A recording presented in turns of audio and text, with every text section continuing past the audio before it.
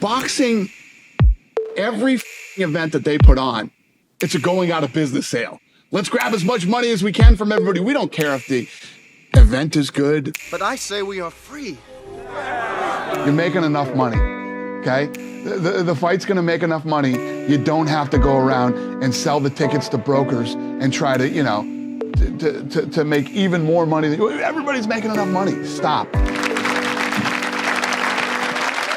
I battle with our CFO, and I battle with her. We're not raising prices. Love you. I love you. I fucking love you too. And these guys are so greedy. So they're already gonna make $1 zillion, right? Boxing doesn't sell tickets to regular fans. Regular fans can't afford those tickets. The boxing guys put these tickets on at ridiculous prices. I want to be in a situation where fans can afford to buy tickets and we're selling out stadiums because real guys that want to go are going.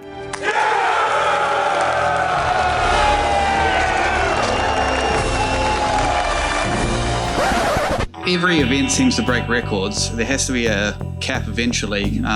Is there a risk of outpricing fans to be able to attend? Well, we're not close. What the fuck happened? Hey! Dana pretty much says it all here. Fun fact, until literally just a couple years ago, he was still saying these sort of things. You know how I feel about that stuff. I don't love when prices get raised. With that being said, let me ask you a question. When was the last time you went to watch the UFC live? You actually bought a ticket and went in person. I'm willing to bet for quite a lot of you it's been a while, and not just because the UFC is only one organization, they can only come to you so often, but I mean when you actually could have gone. The date looked good, your friends wanted to come along with you, but you looked at that ticket price and said, nah, I'm gonna have to pass on that. I was lucky enough to get a seat through a sponsorship with this channel and the guys, and it was an okay event. The card wasn't that great, but I super enjoyed going. We all did. But even I probably wasn't gonna buy a ticket otherwise, and I bailed on going the last couple times when I wasn't sponsored because of that ticket price. Even if I was willing to stomach it, most of my friends would have rather just stayed at home for that price. I mean, come on. Where's all the money? That's as good as money, sir. And it's not just a feeling that ticket prices have gone up. I mean, just look at fight nights now. The lowest live gate for a fight night this year has been 2.5 million. And dude, this isn't a market where ticket prices are considered lower, with the most populated sections being around $120 and floor seats were around $500. By comparison, Cruz versus Dillashaw ranks really high for me for a fight night. That gate was 1.3 million. The highest advertised ticket here was just $250. This is in Boston, a much more expensive market than in Mexico City. So yeah, you could have had floor seats for a title fight for under $200, and around half the tickets were under $100. Again, this was for a highly anticipated UFC title fight. But these comparisons are nothing compared to the London card I went to. What was it for the London card? $4.7 million when converted from British pounds. $4.7 million. For the price of the nosebleeds in the furthest back section of the O2 when converted to US dollars, you were just shy of $14 to sit on the floor for Cruz versus Dillashaw. Also for UFC London, sitting on the floor ranged from $400 to $1,000. But it's important to note that even though these prices are much higher than what I've talked about with Cruz versus Dillashaw, this is before something called dynamic pricing even kicks in. Basically, due to the demand at any given event, ticket prices will go up automatically. It's an algorithmic thing. So in reality, people end up paying actually a lot more. Here's a really great video from a creator here on YouTube called Bloodsport MMA, where he breaks down what he paid in London himself. UFC 286, Leon Edwards against Kamaru Usman. I remember I paid like $450 for good seats, not too high up, not too low down, like in the middle. When I went to UFC 296, Colby Covington against Leon Edwards, I paid for the same kind of seats that I paid $450 in London. I paid $850. If you want a normal seat, a good seat where you're not in the nosebleeds where you don't see anything, you pay at least $700 until like $1,000 just to have a normal seat. And I'm not even talking about secondary markets here. You know, like ticket scalping. Ticket prices could jump on those other apps far beyond this. It's to the point in Australia where scalping measures were introduced. WA's consumer watchdog has stepped in to investigate resellers offering tickets for more than 10 times their original price. And that would suggest to us that there may be buyers that have used bots or software that has allowed them to buy large volumes of tickets and solely for the purpose of reselling them at a massive profit. But getting back to the point, again, the lowest live gate this year was 2.5 million, almost double that of Cruz versus Dillashaw, which by the way was a very legit title fight, one of my favorites. And rightly so, many of you will instantly point to inflation, which is a good reason. It's been awful. But even when you do calculate for that change, that is a ridiculous price jump above the inflation. 1.7 million from 1.3 is what Cruz versus Dillashaw would have been by today's standards. Still way less than Moreno versus Urseg at 2.5 and not even close to Edwards versus Brady at 4.7 million. And that Cruz versus Dillashaw card had a higher gate than pay-per-views that year.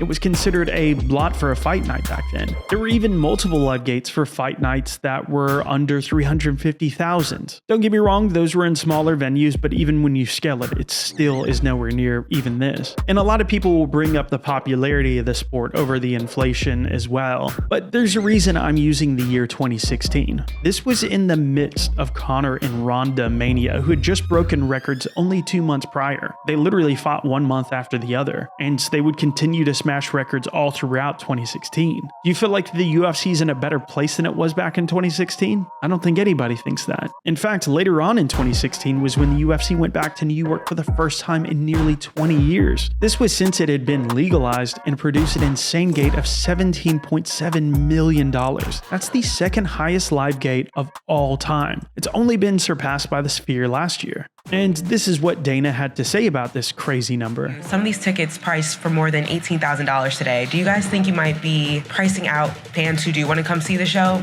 We definitely price fans out. I mean, there's no doubt that that did happen. Not one of my favorite things to do, but it's dynamic pricing. It's no different than, you know, a plane ticket. You know, when there's so much demand, the plane ticket goes up. That's what happened. He actually felt guilty about charging that much. And yeah, this is something I actually fully agree with him on. This wasn't just any fight. This was a once-in-a-lifetime fight. 3 title fights, and McGregor doing something insanely historic. The legalization, I mean, there was just so much here. Blockbuster fighters absolutely earn the right to charge blockbuster prices. The issue is doing it pretty much every single time they put a card on now. And I'll explain why. Because this was literally only their 4th ever gate to break $10 million in ticket sales. UFC 129 was $12 million back in 2011, which was a venue with nearly 56,000 fans in the Rogers Center to see GSP fight Jade Shields. UFC 205 with Conor versus Alvarez was in a 20,000 seat arena. In fact, most places the UFC go to have under 20,000 fans. T-Mobile in Vegas, for instance, the UFC's home base for big pay-per-views is a 20,000 seat arena as well. And the other 2 gates aside from Conor in New York and GSP in Canada that broke 10 million was again Conor versus Aldo for UFC 194. That was at a slightly smaller arena at the MGM for 16.5 thousand fans. And then again, UFC 200 with Lesnar given top billing at T-Mobile. These are all million-plus pay-per-view breaking events. And this was all they had ever done in the 23 years of the UFC being a company, surpassing 10 million in ticket sales. Just 4 times. Care to guess how many cards have crossed that $10 million live gate since then? 15. And until 2022, Conor was the only one garnering these kind of numbers. Where the fuck is everyone? Of course, the Khabib fight, the Cowboy fight, and the third Poirier fight. The second one was still kind of in a half live, half COVID atmosphere, so that one didn't really hit the same numbers. So by this point, this was 2021, only 7 gates had ever broken 10 million in ticket sales. But then you go to July of 2022 for International Fight Week, and things begin to snowball from here. For instance, that event, UFC 276 Adesanya versus Cannonier, the International Fight Week card, so it makes sense even though the fight wasn't that great, that broke 10 million, and then there would be one more with Adesanya and Pereira's first UFC title fight. As for the other 10 UFC cards to break 10 million, well, that has all happened in the last 2 years, which is kind of weird because they start to make less sense. Again, I fully agree with once-in-a-lifetime level shows, garnering megastar gates, that's literal superstar shit, but a few of these still don't make sense to me. There are tons of videos on this platform that I don't even necessarily agree with, calling O'Malley a manufactured star, but even I look at O'Malley versus Vera from last year and question how that got to a $14.1 million gate. That's more than 2 million in tickets sold than the Izzy Pereira fights, both of them. Are we saying that he's more popular than the both of them combined? Like, I don't get it. And both of those were in very expensive markets like Miami and New York. Or how about Islam versus Moicano breaking 10 million this year? I mean, I'm an Islam fan, but he's never garnered anything near that. His first fight in a packed Australian arena versus Volk the first time only did around 4 million in ticket sales. The Poirier fight did a little over 7. I mean, these are giant leaps here. I get the LA arena was cool, but I mean, $3 million cooler? But what this means by having so many cards that have broken over the $10 million live gate is that nearly every other pay-per-view card is breaking that number now. We've already had 2 do it in 2024 and it's just April. The attendance tonight was 18,287. The gate was 11.5 million. Wait, Volkanovski versus Lopez sold over 10 million this past weekend too? I'll be honest guys, I was working on this video before UFC 314 happened and thought to myself, nah, that won't break 10 million. The last time Volkanovski fought Ilya, it was a $7.2 million gate. This is a more than $4 million jump, and that Ilya card was only 1 year ago. We're definitely not blaming that on inflation. And that was in California, another expensive market. And when Volkanovski fought as the headliner for International Fight Week a couple years ago, along with another title fight, mind you, not even that broke 10 million. It was close, I'll grant that, but that was for International Fight Week. International Fight Week typically gets a higher gate than almost any card throughout the year, unless it's a massive superstar. That actually makes sense to me for him to be near 10 million. That's kind of the point. And again, when Volk fought Islam, that was just 4 million. And when he fought Korean Zombie to defend the title, that was also less than 4 million. Honestly, dude, I don't understand what's even going on with live gates. Like, how does this even make sense? This is in an era where people are saying the sport is less popular than it used to be, yet these numbers are going up. Pay-per-views are cratering, yet these numbers are going up. So just to re-update some of the numbers, that now means 3 of the 4 pay-per-views that have happened so far this year have broken 10 million. And so that now means 20 cards total have broken $10 million gates in the company's history. And yes, I've been looking mostly at pay-per-views, but you gotta remember 2.5 million is the lowest live gate we've seen this year for just a fight night. And yet again, absolutely none of this tracks with inflation. Not even close. Also, in TKO's last call as a public company last year, they even boasted as much, saying they've seen a 31% jump in live event revenue across the UFC and WWE. Which is pretty fitting to mention with WrestleMania literally happening this weekend. Triple H already announced a record gate for the first night. We set a new record for any single night gate in WWE history. There was also a really fun documentary the WWE released about WrestleMania 9, which was the last time they were in Vegas, and there was a really interesting moment about ticket prices in that documentary. We did want to generate $1 million out of 16,700 seats.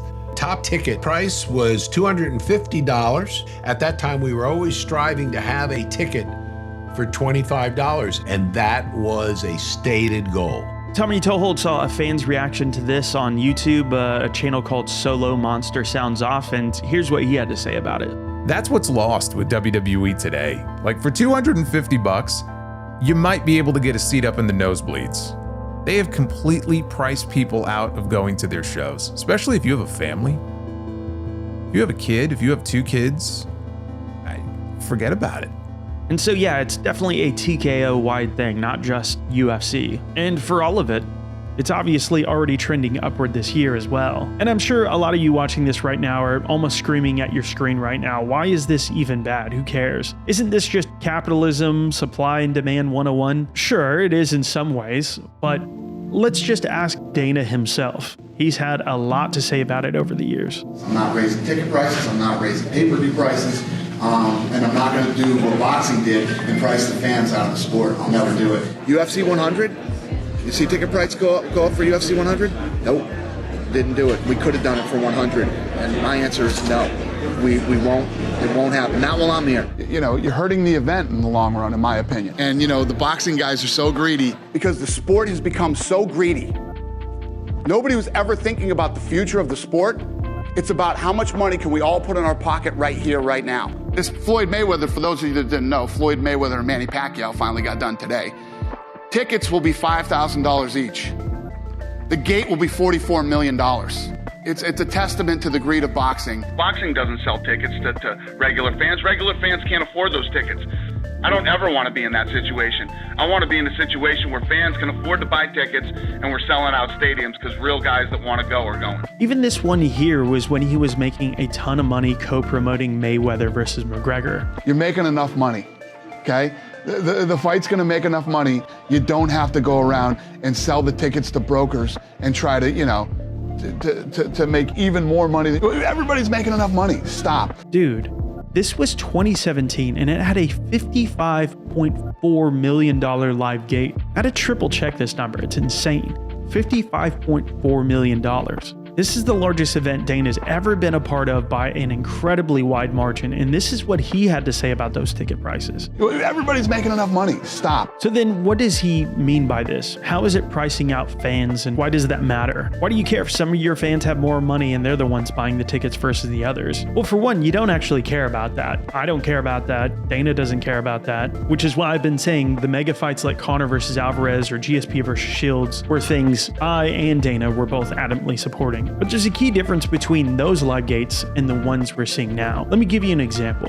For UFC 204, Bisping defended his middleweight title against Dan Henderson. Guess how quickly that sold out? Dude, 6 minutes. Skip ahead exactly 100 events and you'll arrive at UFC 304. The same country, even the same city with Manchester. It aired at the same time in the middle of the night. How quickly did that one sell out? Well, it's actually kind of hard to say, but it took way longer. This article here, for instance, just 3 days out from the event, still said that they were on sale. This is several months after they went on the market, and it still hadn't sold out. This even had 2 English champions, not just one, and they had plenty of other top billing stars underneath that were also English. The next biggest star under Bisping then was Jimmy Manuwa. Are we saying he's on the same level Paddy Pimblett's been on? Leon was on that undercard, but at the time, he certainly wasn't popular. My point is, everything was bigger at 304, yet it sold out way slower. And that's because the ticket prices were about 3 times as high. Well beyond inflation, yet again, I'll keep bringing that point up. The reason that example matters translates directly to your experience. They were silent even through some of the exciting fights. Any chance we can have a normal time, please? Probably not. Whereas UFC 204 was on in the middle of the night too, by the way, and that crowd was way better. And this is the larger point. Who is huddling around their computers just dying to get the tickets as soon as they go on sale? You know, like when UFC 204 sold in 6 minutes. It's the most dedicated fans that absolutely have to see their favorite fighters perform. They don't boo every time it goes to the ground or have a minor lull in the action. They can't wait to even be there. As opposed to 304, where after a few months, some tickets were still available and some people said, I guess, why not? I guess I'll go. Again, Khabib versus Conor sold out extremely fast. Even the GSP one with 56,000 fans sold out in just minutes. When you price out your diehard fans, you lose that live energy. It translates to your experience watching at home, your level of fandom watching at home. Again, Dana used to agree with me. I'm not against getting that bag at all. I'm really not. I'm super for it when they're an actually big fight, not when you're just trying to extort prices. To use another quote from Dana on this exact issue, here's how he worded it. Sorry, I couldn't find the video for this one, but here's what he said. Quote, I just don't think that's good for the long term. I just don't think you do that. I don't think you charge that much money for tickets. I want to be in a situation where fans can afford to buy tickets and we're selling out stadiums because real guys that want to go are going. And those longer term effects are alienating your audience. You feel every time you try to go to an event, you're getting every dollar possible squeezed out of you. You feel like you're getting ripped off when a card doesn't deliver because you had to overpay for it. And the same goes for buying a pay-per-view at home when they keep raising it year over year. Where are the pay-per-view numbers now? They're supposedly tanking pretty hard. Half the comments are going to be about everybody just pirates it now. And that's because you're literally punishing your most faithful audience. If they're paying this every single month, at some point it's got to let up, especially when the economy's not great. And this all makes for a worse product to watch at home because, again, you've got these dispassionate fans who are on the casual side of things. There's nothing necessarily wrong with that, but if you fill an entire audience with them who only know the main event, yeah, they don't really give a shit about anything else and they're going to be booing a lot of the time. And this all hurts brand loyalty. If the UFC doesn't take care of US fans, why should you care anymore? You treat your people well, they'll come back. And I do believe this is a big part of why so many fans feel the sport is in a slump despite all these record sales. This fear was the biggest live gate all time for a UFC event, and yet the feeling amongst the fan base doesn't reflect that success. People more than ever do feel separated from the UFC product. As a content creator who reads comments from fans all day long, I see you guys saying it. It's all over Twitter as well. If the UFC wants to continue down this road, in the short term, yeah, it's awesome. It's really, really good. But as Dana White himself said, that insane success doesn't translate to the long term. We saw insane numbers hit after the pandemic, and now all that's slowing down and fans are feeling more and more upset about it than ever. And the truth is, between this and the Apex events, every other event not having any kind of atmosphere whatsoever, there's your proof. Just ask your average fan if they're as into it as they were 2 years ago. I'll be a weird exception just because I'm a dork. I love it. These are all things Dana White has said himself. But I guess as Mark Shapiro says, we can't even tell when it's an Apex event on TV. Maybe he's right then. The crowds have been pretty silent. Anyway, that's it for me, guys. I massively appreciate everybody who's watching. If you disagree, hit me up in the comments. We'll have more of a chat about it. I'm super willing to discuss it with anybody. By the way, if you want to be in on the writers' meetings where we discuss these ideas at length and you feel like you want to represent some of your voices in there, you can. Those are all done on Wednesdays. And yeah, you can sign up to become a member anytime. A like and subscribe definitely goes a long way. It really helps out the channel when you guys do that sort of thing. It makes these videos get even more reach. And yeah, just really appreciate you guys watching in general. Hope you all have a great day, and we'll see you on the next video. Peace.